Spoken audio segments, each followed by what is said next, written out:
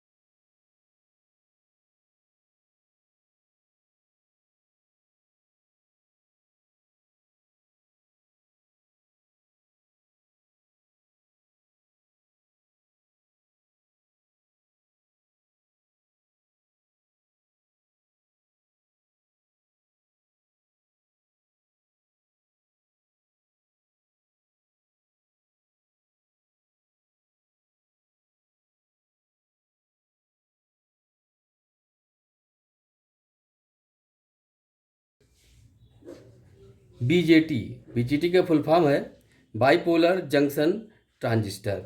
Bipolar का मतलब इसमें इलेक्ट्रॉन एंड होल्स दोनों as a charge carriers current में कंट्रीब्यूट करते हैं, और दो जंक्शन होते हैं। ठीक है, बाई जंक्शन बाइपोलर ट्रांजिस्टर है। तो इसका ये बेसिकली 2 टाइप्स का होता है। ठीक है, एक होता है एनपीएन ट्रांजिस्टर, एनपीएन ट्रांजिस्टर, दूसरा होता है पीएनपी ट्रांजिस्टर।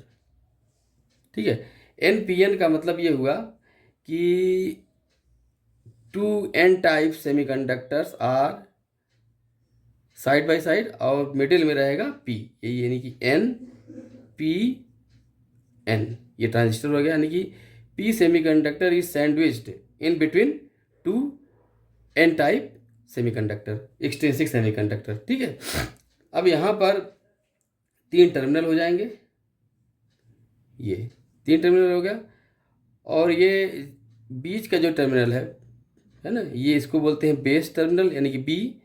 और इन दोनों में से एक टर्मिनल रहेगा इमीटर, दूसरा रहेगा कलेक्टर टर्मिनल। अब इमीटर टर्मिनल हम किसी एक को ले सकते हैं, लेकिन जो उसके जो प्रॉपर्टी होती है, हमने इसको इमीटर दे दिया है, ये हो जाएगा हमारा कलेक्टर। ओके, लेकिन इमीटर, इसको आप जो भी हम बोल रहे हैं उसको आप नोट डाउन करते रहिएगा, क्योंकि यही पॉइंट लिखे जाएंगे कॉपी में। तो जो इमीटर टर्मिनल है उस साइड में जो डोपिंग होगी, जैसे ये पेंटावैलेंट डोपिंग होगी, तो इमीटर टर्मिनल यानी इमीटर साइड वाले में डोपिंग लेवल हाईएस्ट रहेगी। हाईएस्ट इसलिए रहेगी क्योंकि हमको इसको इमीटर बनाना है, और हाईएस्ट रहेगी। और इमीटर का मतलब क्या होगा कि जहाँ से ज़्यादा जो सोर्स चार्ज कैरियर्स है, जैसे कि यहाँ की एन है तो रहेगा सोर्स चार्ज कैरियर्स रहेगा इलेक्ट्रॉन, तो इलेक्ट्रॉन्स मस्ट बी हाईएस्ट, तो वो हाईएस्ट तब होगा जब डोपिंग लेवल बहुत ज़्यादा हाई होगी, इसलिए इमीटर टर्मिनल में जो डोपिंग लेवल होगा वो हाईएस्ट होगा। उसके बाद आता है कलेक्टर का, कलेक्टर में उससे कम होगा डोपिंग, और सबसे लीस्ट जो डोपिंग लेवल होगी वो पी की होती है, ध्यान रखना यहाँ पे। तो इमीटर का डोपिंग लेवल सबसे ज़्यादा होता है, उसके बाद कलेक्टर का होता है, उसके बाद सबसे लास्ट में बेस टर्मिनल बेस रीजन का होता है। तो हो गया ये डोपिंग का। और अगर हम एरिया की बात करें, है ना, जैसे यहाँ पे दिखाया जाता है बराबर देखा है हम भी, बुक में भी बराबर दिखाया जाता है, लेकिन ऐसा होता नहीं है। जो इसका एरिया होता है, कलेक्टर साइड का एरिया सबसे ज़्यादा होता है। क्यों? क्योंकि उस साइड में करंट जो भी लोड होता है वो हमेशा कलेक्टर में ही लोड कनेक्ट करते हैं, तो जो करंट होगी कलेक्टर करंट ज़्यादा होती है, फ्लो करती है, तो आई स्क्वायर आर लॉस वहाँ ज़्यादा होगा। इसके कारण वो लॉस को जो आई स्क्वायर आर लॉस से जो हीट जनरेट होगी उसको टॉलरेट करने के लिए, बियर करने के लिए ये एरिया ज़्यादा होना चाहिए, यानी कि कलेक्टर रीजन का एरिया ज़्यादा होगा, ठीक है। उसके बाद इमीटर रीजन का ज़्यादा होगा, और सबसे कम एरिया होगा बेस रीजन का। तो ये तीनों आप दोनों पॉइंट नोट कर लीजिएगा कि डोपिंग लेवल इमीटर की ज़्यादा होती है, उसके बाद कलेक्टर की होती है, उसके बाद बेस की होती है। और अगर एरिया की बात करें तो कलेक्टर रीजन का एरिया सबसे ज़्यादा होगा, उसके बाद इमीटर रीजन का सबसे ज़्यादा होगा, और सबसे कम एरिया होगा बेस का। ये सारे पॉइंट आपको लिखने हैं एग्ज़ाम में, जब भी क्वेश्चन आएगा बीजेटी से रिलेटेड, ये सब इंपॉर्टेंट पॉइंट्स हैं, ठीक है। अब आते हैं इसके सिंबल में आते हैं। तो ये एनपीएन ट्रांजिस्टर है, सर्किल बनाएंगे, ये जो लाइन है ये बेस को शो करता है, और यहाँ पर दो लाइन अलग अलग बना देंगे हम। यहाँ पर देखो ना, बीच में देखिए गैप है, इसको जोड़ नहीं देना है, के नहीं बना देना है। जल्दबाजी में स्टूडेंट यही करते हैं, के बना देते हैं, ऐसा नहीं। अब यहाँ पर एक साइड, ये तो हो गया हमारा बेस टर्मिनल, ये हमारा हो गया बेस। अब इन दोनों में से किसी एक में इमीटर बनाना है, किसी एक में कलेक्टर बनाना है। तो कैसे पहचानेंगे कौन सा इमीटर होगा कौन सा कलेक्टर? तो इमीटर साइड में हमको एरो हेड बनाना है इमीटर साइड में, ठीक है। और एनपीएन है तो एरो हेड की जो डायरेक्शन होगी वो इस तरफ बाहर की तरफ रहेगी, ये हो गया एनपीएन।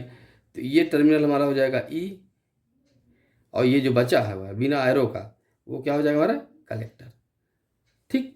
तो एरो हेड, अगर एरो हेड जिस साइड में होगा वो साइड इमीटर हो जाएगा, जिस साइड में एरो हेड नहीं होगा वो हो जाएगा कलेक्टर, और बीच वाला टर्मिनल हो जाएगा बेस। ये जनरल सा ये है।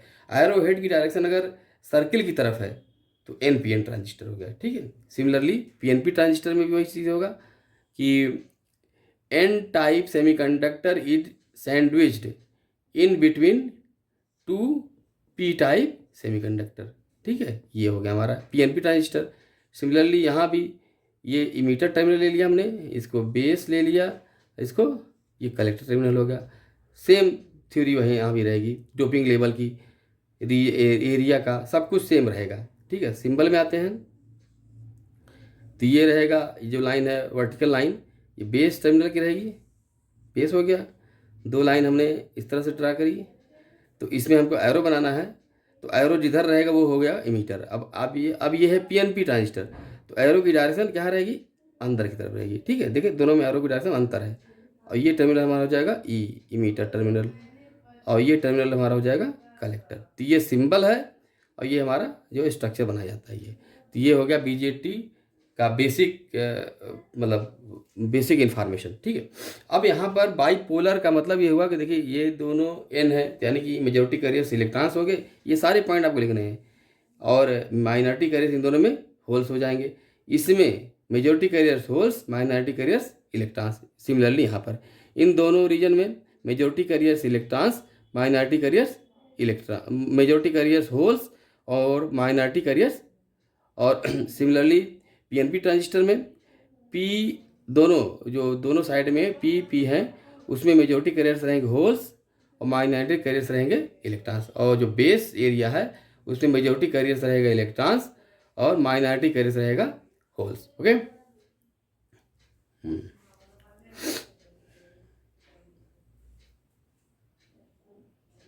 अब यहाँ पर दो बाई पोलर तो हो गया, अब बाई जंक्शन, दो जंक्शन है। देखिए एक ये जंक्शन है, एक ये जंक्शन है, इसी तरह से यहाँ पर भी दो जंक्शन है। तो ये दो बाई जंक्शन का मतलब ये हुआ। अब इसका नेमिंग क्या करा जाएगा, क्योंकि ये देखिए ये वाला जो जंक्शन है किसके बीच में है, इमीटर और बेस के बीच में जंक्शन है, इमीटर और बेस के बीच में, तो इसका नाम पड़ जाएगा जे ई बी, जे ई बी जंक्शन हो गया। ठीक है, इमीटर बेस जंक्शन। सिमिलरली अब ये किसके बीच की जंक्शन है, कलेक्टर बेस, तो ये हो जाएगा जे सी बी, जे सी बी।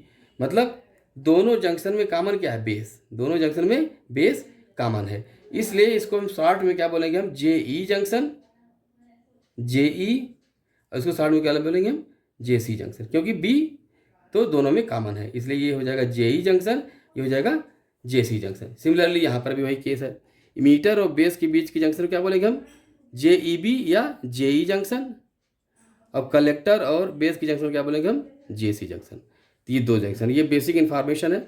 बीजीटी का कोई क्वेश्चन है तो इसको आपको जरूर दिखाना है। ओके, आगे बढ़ते हैं। अब इसमें कॉन्फ़िगरेशन की बात करते हैं हम कि बीजीटी को किससे हम कॉन्फ़िगरेशन करते हैं। तो यहाँ पर 3 तरह के कॉन्फ़िगरेशन होता है, कॉमन बेस, कॉमन इमीटर और कॉमन कलेक्टर। तो हम पहले जाते हैं कॉमन इमीटर पर।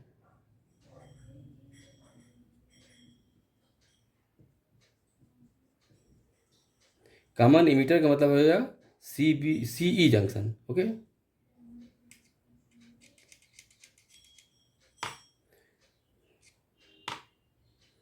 कॉमन इमीटर को हम शॉर्ट में बोलेंगे हम सी ई जंक्शन, सी ई कॉन्फ़िगरेशन। कॉमन इमीटर मतलब सी ई कॉन्फ़िगरेशन हो गया। अब इसमें क्या करेंगे हम एन पी एन ट्रांजिस्टर का ही एग्जांपल ले रहे हैं, एन पी एन ट्रांजिस्टर, ध्यान रखिएगा एन पी एन, आप पी एन पी का भी देख लीजिएगा। ये हो गया वर्टिकल लाइन। अब यहाँ पर कॉमन इमीटर है, तो जो कॉमन टर्मिनल होगा, हमारे पास 3 टर्मिनल है, तो यहाँ पर बोल रहा है कि emitter terminal should be common. किसके बीच में कॉमन होगा, इनपुट और आउटपुट के बीच में। तो जो कॉमन होगा उसको हमको डाउनवर्ड बनाना है, ये हमने कर दिया यहाँ पर। N P N transistor example ले रहे हैं, तो ये हमारा होगा इमीटर टर्मिनल, ठीक है, जो कि हमने क्या कर दिया, कॉमन कर दिया यहाँ पर। अब हमारे पास क्या बचा, बेस और कलेक्टर बचा। तो अगर ऑप्शन में जो कॉमन को हटाने के बाद ऑप्शन में अगर कलेक्टर बच रहा है, तो कलेक्टर में हमेशा आउटपुट कनेक्ट किया जाएगा। ध्यान रखिएगा, कॉमन टर्मिनल को जो हम ले रहे हैं उसको हटाने के बाद अगर ऑप्शन में कलेक्टर है, तो यहाँ पर आउटपुट टर्मिनल कनेक्ट करा जाएगा, क्योंकि ये कॉमन है। तो output should be connected between collector and emitter. ठीक है, अब बचा क्या, बचा बेस, इन दोनों के बीच हो जाएगा हमारा इनपुट। क्लियर, ये हो गया कॉमन इमीटर टर्मिनल। इसी तरह से आते हैं कॉमन बेस टर्मिनल की बात करते हैं। कॉमन बेस टर्मिनल का कॉमन बेस कॉन्फ़िगरेशन,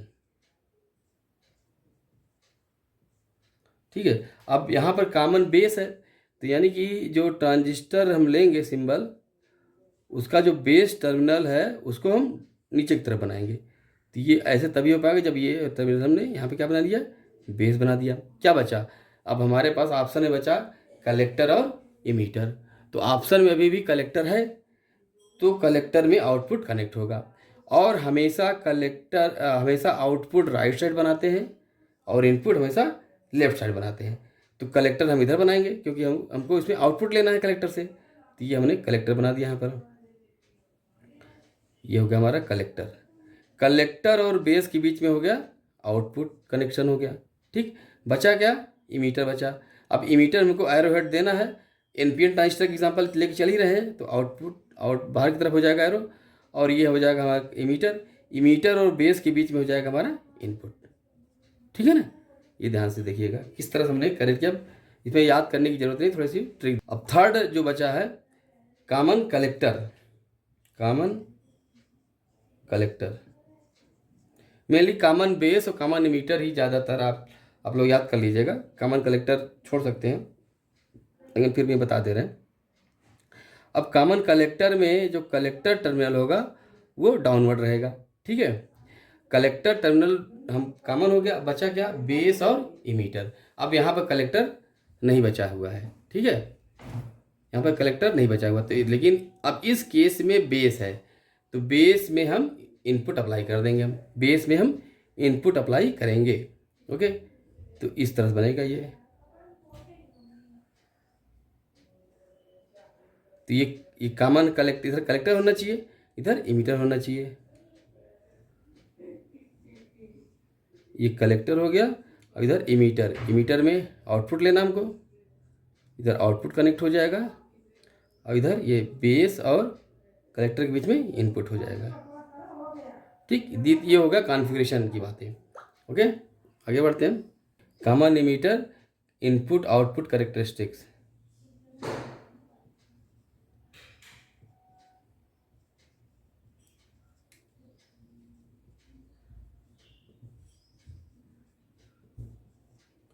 ठीक है, तो सबसे पहले कॉमन इमीटर कॉन्फ़िगरेशन जिससे बताया था उस तरह से बना लीजिए।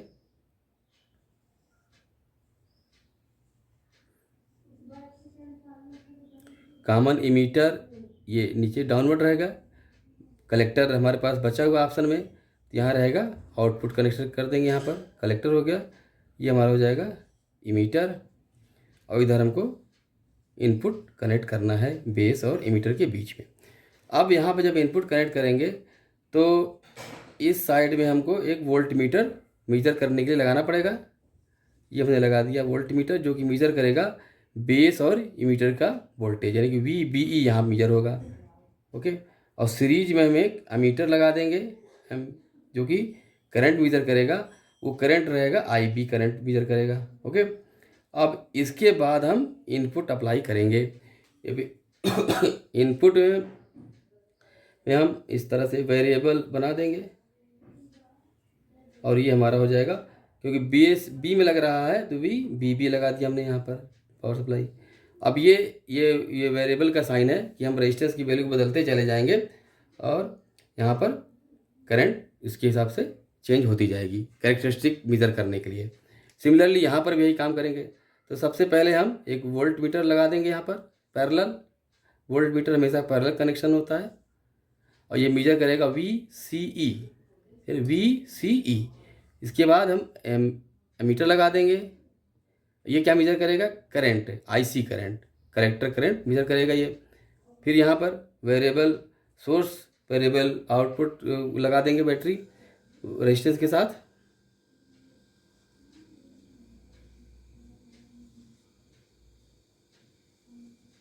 ये हो जाएगा हमारा VCC। ओके, और ये वेरिएबल हो जाएगा। ये आपका कनेक्शन पूरा तैयार है। अब यहाँ पर करेक्टरिस्टिक में करना क्या है, जैसे कि डायोड में करेक्टरिस्टिक पढ़े हो कि VI करेक्टरिस्टिक, तो यहाँ पर इनपुट करेक्टरिस्टिक ड्रा होगी, दूसरा आउटपुट करेक्टरिस्टिक ड्रा होगी। इनपुट करेक्टरिस्टिक्स में हम करेक्टरिस्टिक ड्रा करेंगे इनपुट करंट और इनपुट वोल्टेज। इनपुट करंट क्या है यहाँ पर, इनपुट करंट,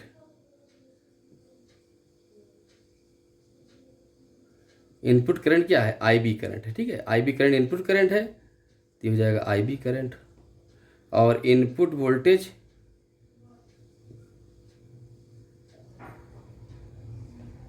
ये क्या है, VBE।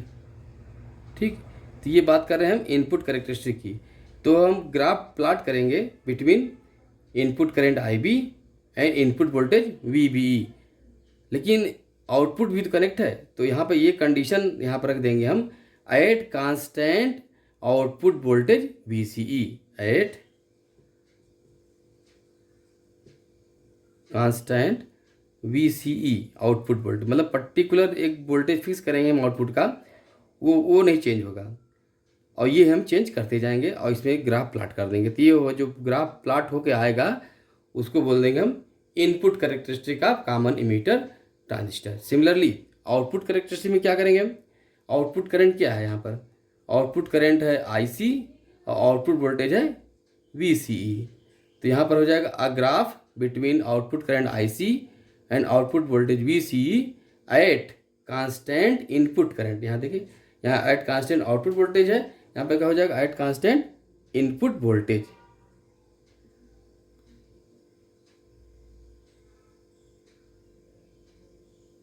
At constant IB input current IB। इसके जो बीच में जो ग्राफ प्लॉट होगा इन दोनों का, तो अलग अलग ग्राफ प्लॉट होगा, तो ये हो जाएगा हमारा करेक्टरिस्टिक। ओके,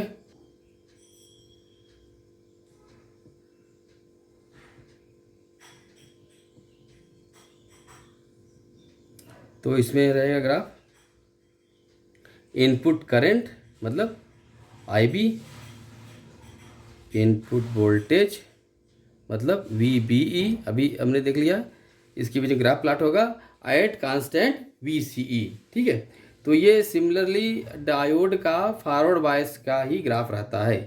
ठीक है, जैसे देखिए ये है, तो ये हमने VCE1 कर दिया है eight constant output voltage VCE1। ठीक है, अब हम VCE1 की वैल्यू को बढ़ा दे रहे हैं तो दूसरा ग्राफ पर, अब हम आउटपुट वोल्टेज VCE की वैल्यू को बढ़ा दे रहे हैं तो दूसरा ग्राफ बनेगा, ये हो गया। इस तरह से तीसरा ग्राफ हो जाएगा, और सभी में ये VCE2 हो गया, ये VCE3 हो गया, और ये लगातार इंक्रीज कर रहा है, मतलब ये VCE1 से ये ग्रेटर है, फिर इससे ये ग्रेटर है, तो ये ग्राफ हमारे अलग अलग आउटपुट वोल्टेज पर IB वर्सेस VBE का ग्राफ हो गया। इसको बोलते हैं हम इनपुट करेक्टरिस्टिक्स। ये सारे पॉइंट आपको पॉइंट में लिखने भी हैं, ओके, ग्राफ भी बनाना है और साथ में लिखने भी। आउटपुट करेक्टरिस्टिक्स, ठीक है। अब आउटपुट करेक्टरिस्टिक्स में क्या करेंगे हम,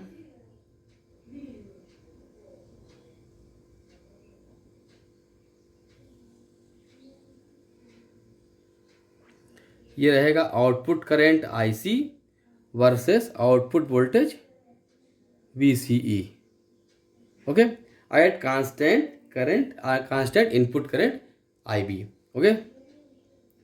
तो यहाँ पर हमने एक IB करंट लिया, CA करंट इस तरह फ्लो करी, ठीक है, IB1। अब हम ये सबसे हाईएस्ट करंट है मान लीजिए, उससे और थोड़ी सी कम करंट ली IB की करंट, ये वैल्यू इस तरह से हो जाएगी, इस तरह से हो जाएगी, इस तरह से,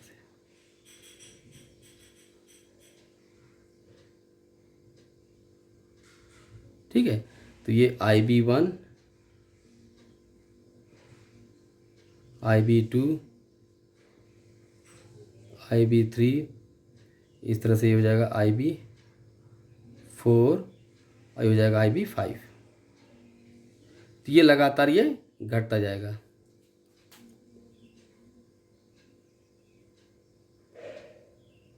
IB1 हाईएस्ट रहेगा और सबसे लीस्ट जो करंट होगी बेस करंट वो IB5 होगी। तो ये लगातार घट रही, उसी हिसाब से जो करंट है वो भी डिक्रीज करता जा रहा है। अब यहाँ पर जो पॉइंट ये लिखना है, इसमें 3 रीजन होते हैं, cut off region, saturation region और एक्टिव रीजन होता है, ठीक है।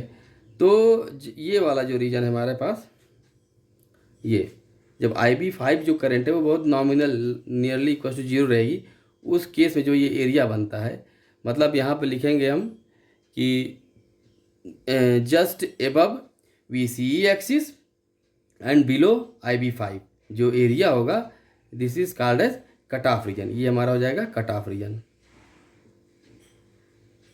कट ऑफ रीजन का मतलब ये हुआ कि ट्रांजिस्टर ऑफ कंडीशन रहेगा, और ये नियर अबाउट IC एक्सिस के पास का एरिया और फर्स्ट क्वाड्रेंट में जो एरिया है उसको बोलेंगे हम सैचुरेशन रीजन। ये हमारा एरिया किसका है, सैचुरेशन रीजन का एरिया है ये, ठीक है। यहाँ से यहाँ तक ये सैचुरेशन रीजन हो जाएगा।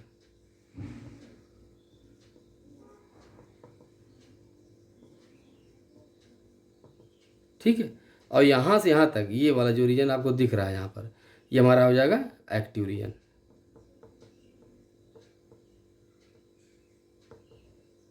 ठीक है, ये cut off, saturation, active region. अब यहाँ पर जो ये एरिया लिखते ना, ये एक्टिव रीजन कहाँ पे, in first quadrant between IC axis and VCE axis, the area is known as active region हो गया।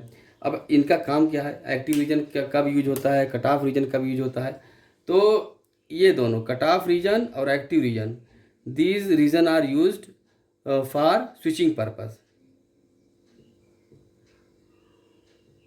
स्विचिंग के लिए, स्विचिंग मतलब ऑन ऑफ, ये हो जाएगा हमारा ऑन। अगर सैचुरेशन रीजन में ट्रांजिस्टर है तो ये ऑन स्विच की तरह बिहेव करेगा, और ये रहेगा हमारा, अगर कट ऑफ में है तो ये रहेगा हमारा ऑफ स्विच की तरह काम करेगा, ऑफ हो जाएगा।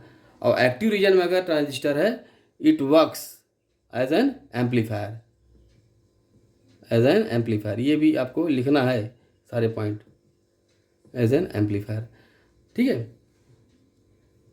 अब ये तीनों रीजन कब वर्क करते हैं, कब होता कब है, ये भी देख। ये तीनों रीजन कब कब काम करते हैं, ये डिपेंड करता है इमीटर जंक्शन और कलेक्टर जंक्शन के बायसिंग पर। ठीक है, तो ये हमारा जेई जंक्शन है, इसको भी ध्यान लिखिए।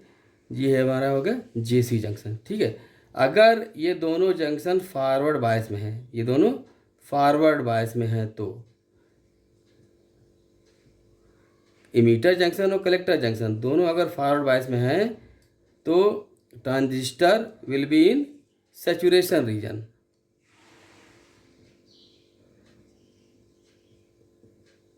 ठीक है,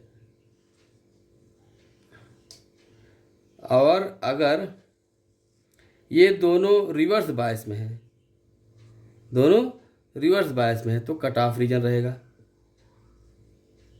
ठीक है, और मतलब फॉरवर्ड बायस में कैसे रहेंगे, वही तरीका है कि P side must be connected to positive terminal of battery, और रिवर्स बायस में कब रहेंगे, P side must be connect to negative terminal of battery. तो ये हमने डिटेल में बताया भी है, आप वहाँ पे जाकर देख सकते हैं। ओके, और जो थर्ड रीजन है एक्टिव रीजन, उसको ध्यान से देखने की जरूरत, क्योंकि ये दोनों तो याद हो जाएगा। एक्टिव रीजन में क्या ध्यान देना है, आपको इमीटर जंक्शन याद रखना है। इमीटर जंक्शन में डोपिंग लेवल सबसे हाईएस्ट होती बताया था, उसके रीजन भी बताया था। तो वो रीजन कब फुलफिल होगा कि जब ज़्यादा से ज़्यादा करंट आए, क्योंकि ज़्यादा कैरियर्स इसी में है, तो करंट ज़्यादा तभी आएगी जब ये वाला जंक्शन फॉरवर्ड में हो। क्लियर, और इसको कर देंगे हम रिवर्स में, यही ध्यान देना है, इसको याद रखेंगे तो याद रह जाएगा। तो JE junction should be connected in forward bias और JC junction should be connected in reverse bias, then transistor will be in active region. ठीक है, तो ये आपको याद रखना है। ये टेबल, ट्रांजिस्टर का कोई भी क्वेश्चन आए आपको ये टेबल जरूर बनानी है, कुछ इंपॉर्टेंट पॉइंट आपको जरूर बनानी है। ठीक है, कॉमन बेस कॉन्फ़िगरेशन।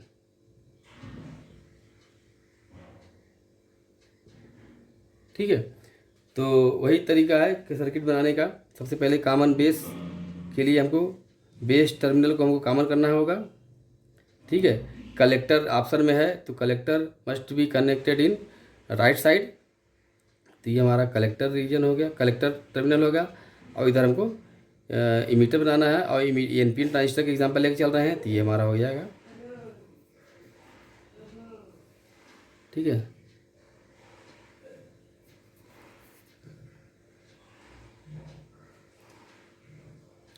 यहाँ पर हम वोल्ट मीटर लगा देंगे, ये मेजर करेगा, ये बेस हो गया, ये इमीटर हो गया, ये मेजर करेगा VEB, और इधर भी हम वोल्ट मीटर लगा देंगे, ये मेजर करेगा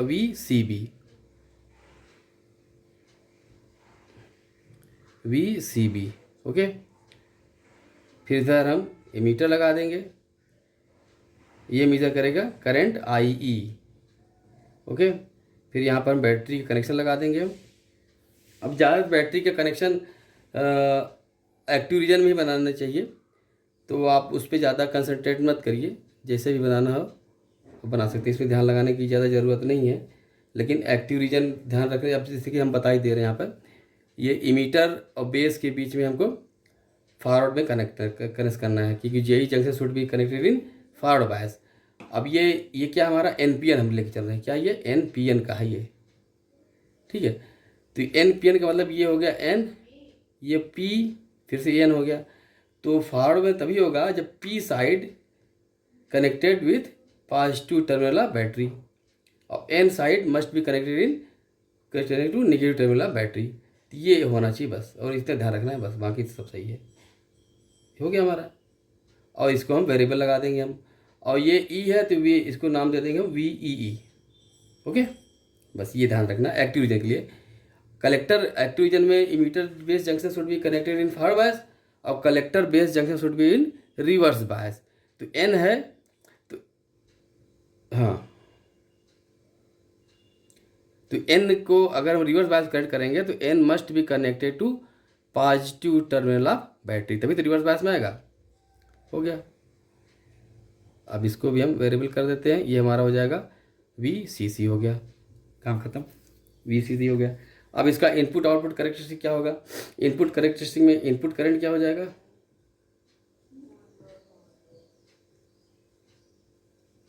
इनपुट करंट हमारा है यहाँ पर आई ई और इनपुट वोल्टेज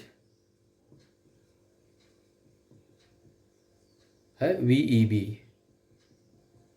ठीक है, तो a graph between input current and input voltage, a graph between input current I and input voltage V E B at constant output voltage V C B eight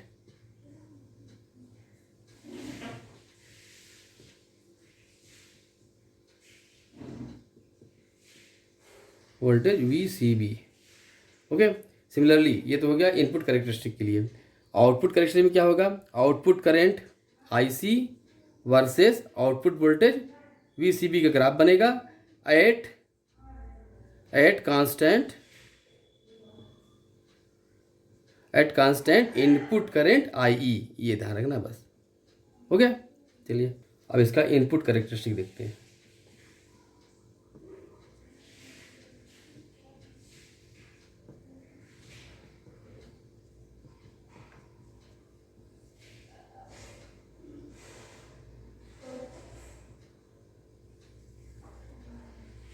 input characteristics में common base का है, तो input current रहेगा आई E और input voltage रहेगा we E B. ठीक है, तो यहाँ पे उसी तरह से रहेगा, 2-3 ग्राफ बना दीजिए अलग अलग same.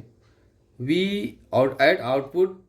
Eight constant output voltage तो हो जाएगा V C B 1, V C B 2 और वी सी बी 3, ये तीनों इंक्रीज करते जा रहा है, तो इसका ग्राफ बनता जाएगा। ओके, आउटपुट कैरेक्टरिस्टिक में जो ग्राफ बनेगा वो हमारा आउटपुट करंट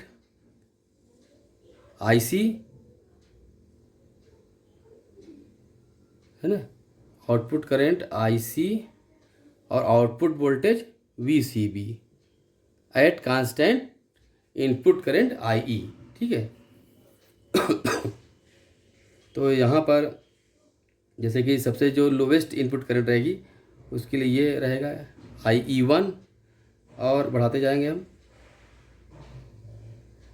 ध्यान रखिएगा कॉमन बेस के लिए ये ग्राफ इधर शिफ्ट होता है सेकंड क्वाड्रेंट में, जबकि कॉमन इमीटर में इधर जाता है, ये ध्यान रखिएगा। बाकी तो लगभग सेम रहता है। और ये भी अलग, जो लाइन है एक ही लाइन बनता है, यहाँ पर अलग अलग लाइन है, इस तरह से हो जाएगा। तो ये हमारा अलग अलग हो गया, आई ई 1, आई ई 2, आई ई 3 और आई ई 4 हो, इस तरह से बना दिया हमने। तो यहाँ पर भी 3 रीजन बनेंगे यहाँ पर है। तो जो सबसे नीचे रीजन है आई ई 1 जब 0 रहेगा लगभग, तो ये हमारा हो जाएगा कट ऑफ रीजन।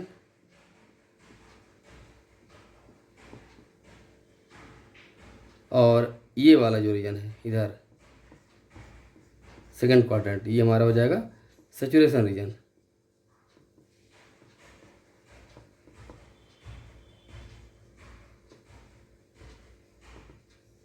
और ये पूरा रीजन हमारा हो जाएगा एक्टिव रीजन।